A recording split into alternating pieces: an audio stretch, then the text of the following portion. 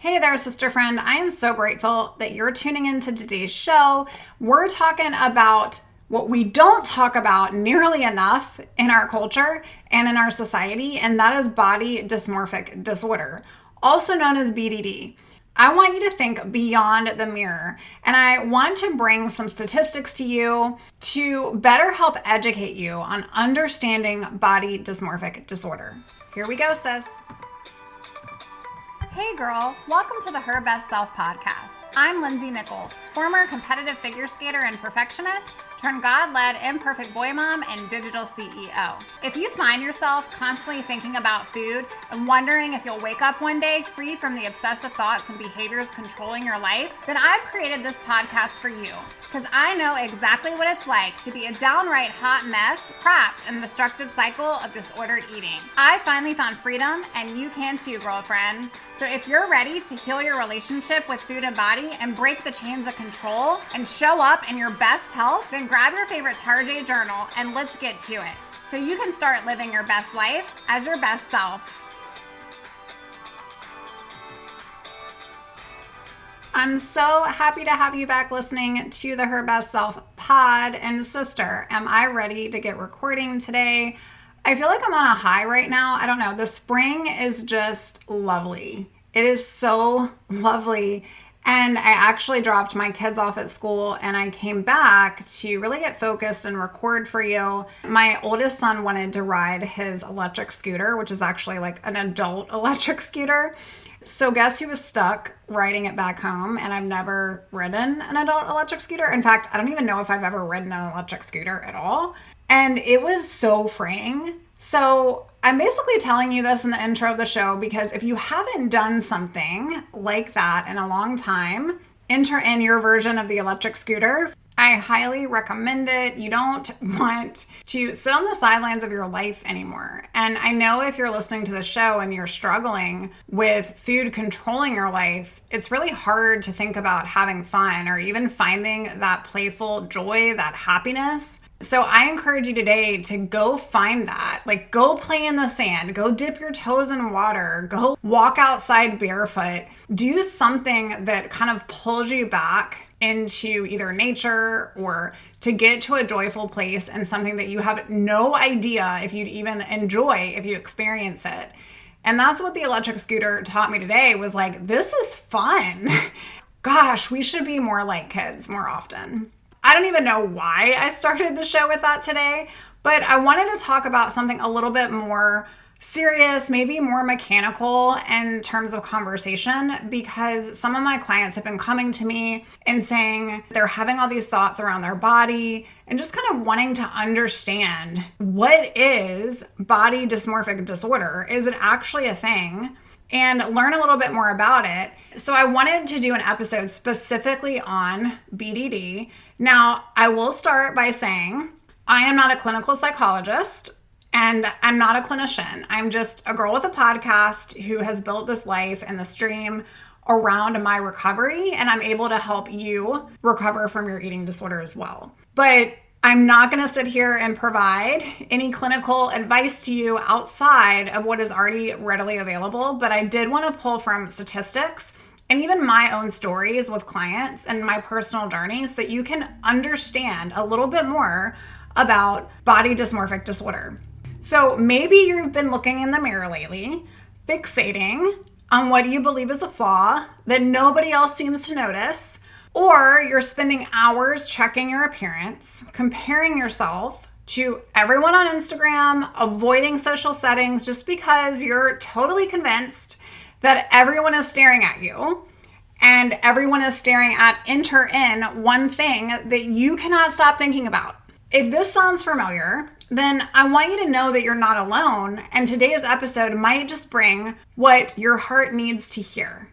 Okay, so again, not giving you a label, not saying that you have body dysmorphic disorder, but I do want to educate you in understanding that body dysmorphic disorder actually is in the Diagnostic and Statistical Manual of Mental Disorders.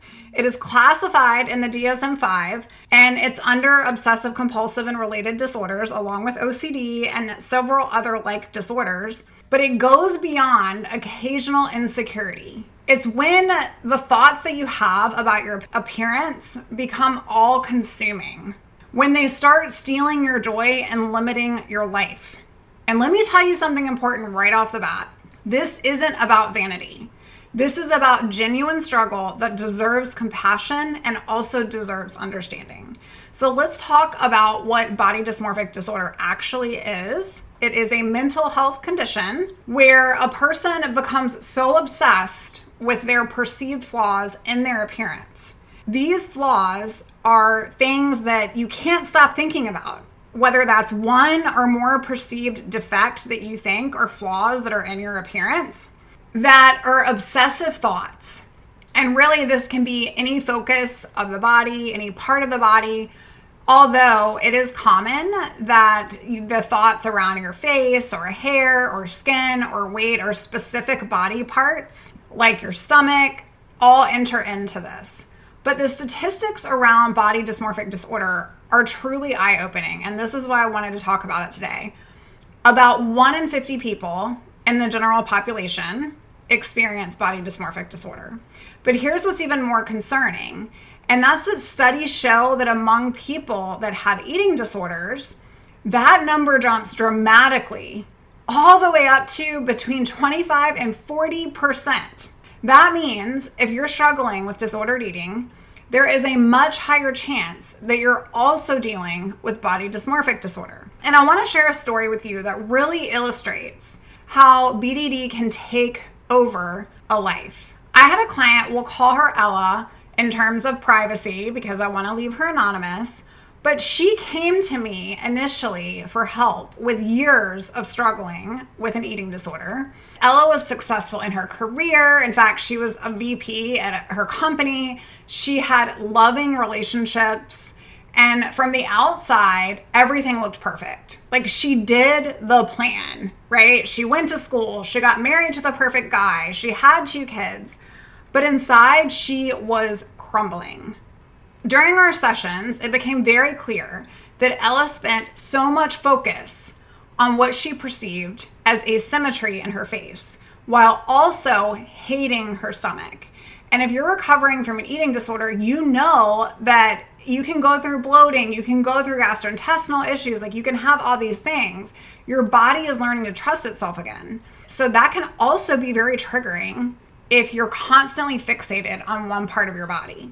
Ella would cancel plans if she felt her appearance didn't look right that day or she felt like she looked off. And she had dozens of pictures of herself that she would take from different angles in her phone, just like trying to capture what she really looked like because she didn't trust what she saw regularly when she would look at herself in the mirror.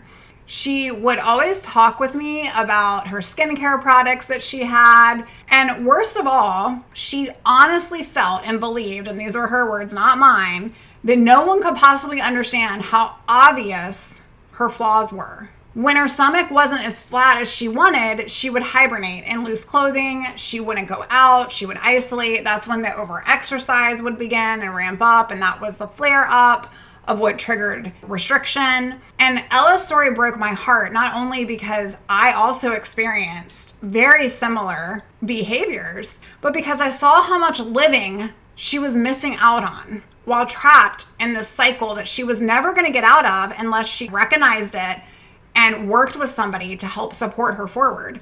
The truth is, when I looked at Ella, I saw this amazingly beautiful and confident woman, inside and out. The things that she was fixating on weren't visible to me. It wasn't visible actually to her husband or anyone else in her life. It was just something that she would constantly bring up. And here's what's important to understand. If you struggle with body dysmorphic disorder or you have thoughts around your body constantly and your body image, I want you to know it's not your fault. It's not about vanity or self-obsession. It's actually a recognized mental health condition that can often coexist with eating disorders. It can often coexist with anxiety or depression or even OCD.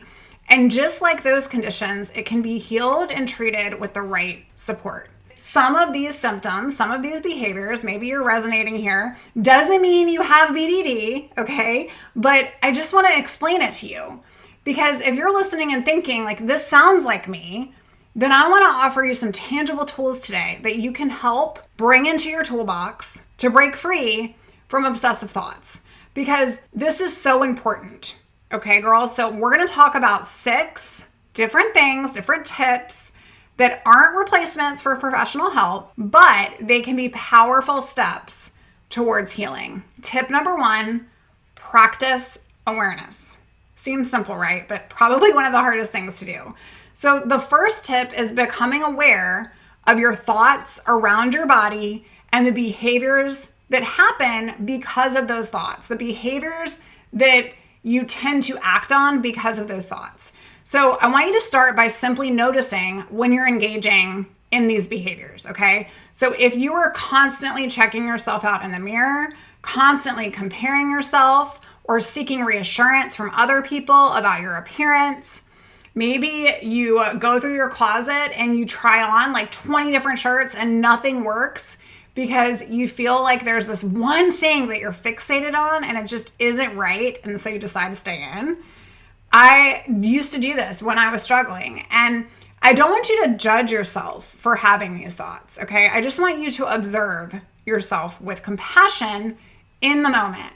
So you might say to yourself, I notice that I'm having thoughts right now, and says this is going to create a tiny bit of separation between you and the thought, okay? So one technique that I absolutely love is either setting a timer when you're getting ready in the morning or when you're going out somewhere, or giving yourself a reasonable amount of time to get ready. And when that timer goes off, you are walking away from the mirror no matter what. This truly helps break the cycle of checking and then rechecking. If you're finding yourself in the mirror, like staring at your stomach all the time or looking at the cellulite, like this isn't helping you move forward. This is not helping you, okay? Now, I'm not saying there's not a time or place to look at yourself in the mirror and tell yourself how much you love yourself, because I truly love that tactic as well. But one technique is literally giving yourself time and then allowing yourself to walk away, break the cycle of checking, okay? Tip number 2, I want you to challenge the distortion and the thinking. So our minds can play tricks on us, especially if you do struggle with body dysmorphic disorder or a bad body image. I want you to start questioning those absolute thoughts, like everyone notices this right now about me, or I know I look disgusting. Is there actual evidence, girl, that support these thoughts are true? Like, would you say that these thoughts would hold up in a court of law? Would you say these harsh things to your daughter, your mom, or your friend? One powerful exercise is to get it out. I want you to challenge the distortion. Write out how you would respond to somebody else if they shared those same concerns to you. And the difference here is to really bridge that compassion. If you wouldn't point out somebody else's stomach, or your husband is like, I don't know what you're talking about, you're so beautiful, or whatever, right? And you're constantly looking for that assurance. The difference in compassion is often so eye-opening. What you see might be a distortion. I actually love the phrase, our minds distort our mirrors. It is so true. Tip number 3, reduce comparison. If at all possible, eliminate it, okay? I know it's hard, and I don't mean like healthy comparison, which is totally normal for human beings. I mean social media comparison, okay? This one is huge, sis, but studies show that increased social media correlates with worse body image and body dysmorphic disorder symptoms. Those perfectly filtered images, they just aren't reality. And I know that they feel like they are. You can sit there and you can get so trapped in scrolling and comparing and wishing that your arms looked like hers or your legs were like that. I want you to try on a social media detox. Just do it. Do it for a day, do it for a week, or at least unfollow accounts that trigger comparison. Replace that scrolling time with something that feeds your soul instead. And I want you to replace it with something that doesn't feed your insecurities. Maybe that means it's time for an electric scooter ride. Anyways, I want you to replace it with something for you. Tip number 4, redirect your focus. because where your mind goes, your energy flows. And if you're not living in a healthy mind right now, then you can't expect healthy behaviors. You're going to be searching for the negative. When body dysmorphic disorder thoughts come up or negative body image arises in you, having a plan to redirect your attention is so crucial. This can look like just creating a list of activities that fully engage your mind. That's things that you put in a flow state where you're not thinking about your appearance. You're not focused or super focused on your body at all. For some of my clients, this is reading a book or solving a puzzle, going for a walk in nature, calling a friend. The key is to have this list ready before the thoughts hit, okay? So you're not figuring this out in the moment. It's actually really great to predetermine how you want to redirect your focus when something like this arises in your mind and you want to body check or you want to slam yourself with all of that hate talk in the mirror. Tip number 5, practice body neutrality. So we often talk about body positivity, but sometimes that can feel like too big of a leap, especially if you've been criticizing your body for a very long time. Instead, I want you to try practicing body neutrality. And this is focusing on what your body can do rather than how it looks. Can your legs carry you through the day? Can your arms hug the people that you love? Sis, can your mind solve problems and create things? When I was talking about this with Ella, she was so successful at work and she wasn't even seeing that because she was so occupied with how people were going to view her in meetings. What were people going to think about her body in meetings? Instead of using that energy to think about her body in a more neutral tone. Like, I'm about to rock this discussion out with my boss. I'm about to present the crap out of this content. Can your mind solve problems and create things? Your body, sis, is an instrument. It's not an ornament. And when you can shift from appearance to how it functions, then we create a space for healing because you don't have to love yourself right now, especially if you are going through a weight restoration process or you're feeling like an alien in your body. You don't have to love yourself. Although we can eventually love our bodies and get to that point. I truly believe in that and I'm an advocate for that. But you can practice neutrality. What can your body do for you right now? How can you honor it anyways if you're not loving it? And then last but not least, tip number 6, which is the most important, and that is seeking help and support. I want you to reach out for professional support. Body dysmorphic disorder responds really well to treatments like cognitive behavioral therapy, if you've heard of CBT, which is specifically designed to help challenge disordered thinking patterns. And working with somebody who specializes in body image issues can make an enormous difference on your life. So I want you to think about Ella. After working together with a therapist specializing in BDD and also working with me, she began to experience a real freedom from the chains of those thoughts on the regular. And she started by simply reducing the mirror checking time. And then she started practicing and challenging her thoughts.